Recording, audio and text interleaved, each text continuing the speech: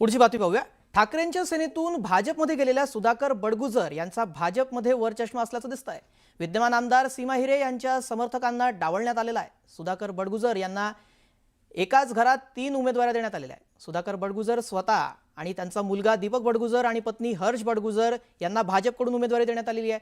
घराणेशाहीबाबत सातत्यानं बोलत असताना आता घराणेशाहीचं एक आणखी उदाहरण। हर्ष बडगुजर यांच्या जागेवर आमदार सीमा हिरे समर्थक भाग्यश्री ढोमसे यांनाही पक्षानं एबी फॉर्म दिला होता। मात्र हर्षा बडगुजर यांचा उमेदवारी अर्ज अगोदर आल्यानं तो वैध ठरलाय। आमदार सीमा हिरे समर्थकांना आता ते कार्यकर्ता कार्यालयामध्ये दाखल झालेल्या समर्थकांसह आणि त्यांचा आता इथे नाराजी देखील नाट्य इथे पाहायला मिळू शकतं। या संदर्भात अधिक माहिती जाणून घेऊयात। लक्ष्मण घाटोळ आपले प्रतिनिधी या संदर्भात अधिक अपडेट देतील। लक्ष्मण, आपण पाहतो इथे देखील आता घराणेशाहीचं परत उदाहरण समोर आलेलं आहे आणि उमेदवार देखील नाराज झालेले असतीलच तिथे आणि आता ते कार्यालयात पोहोचल्याचं कळतंय। काय अधिक अपडेट आहेत?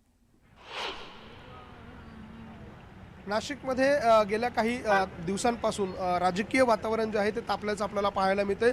विशेषतः भारतीय जनता पक्षामध्ये प्रचंड गोंधळ उमेदवारीवरून आपल्याला पाहायला मिळतोय। नाशिकच्या प्रभाग क्रमांक 25 मध्ये एक अभूतपूर्व अशा स्वरूपाचा गोंधळ पाहायला मिळालेला आहे।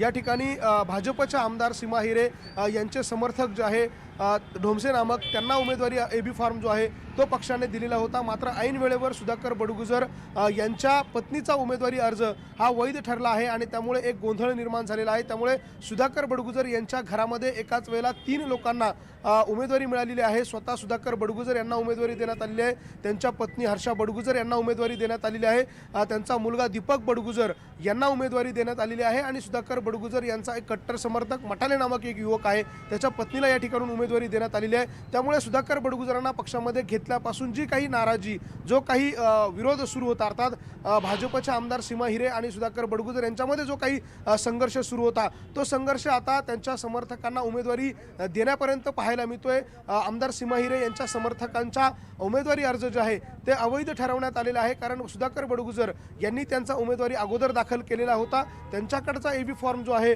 तो त्या निवडणूक आयोगाच्या अधिकाऱ्यांनी ग्राह्य धरलेला आहे आणि त्यामुळे एकूण जर आपण बघितलं तर जे नंतर एबी फॉर्म जोडण्यात आले, पक्षाने एका ठिकाणी 2-2 एबी फॉर्म दिले, त्या ठिकाणी देखील पक्षाची एक राजकीय खेळी होती। मात्र ही राजकीय खेळी पक्षाच्या चांगलं टाली आहे का असा प्रश्न या सगळ्याच्या निमित्ताने उपस्थित केला जातोय। मात्र यामध्ये अनेक दिग्गज माजी नगरसेवक, अर्थात 2017चे जे नगरसेवक आहे त्यातल्या अनेक नगरसेवकांचा पत्ता यामुळे कट झालाय आणि या सगळ्यामुळे आता पुढे काय गोंधळ होतो हे सगळं बघणं महत्त्वाचं असणार आहे। जी, पक्षश्रेष्ठी आता याबाबत काय समजूत काढतात कार्यकर्त्यांची तेही पाहावं लागेल। तुर्तास धन्यवाद लक्ष्मण, आपण दिलेल्या सविस्तर माहितीसाठी।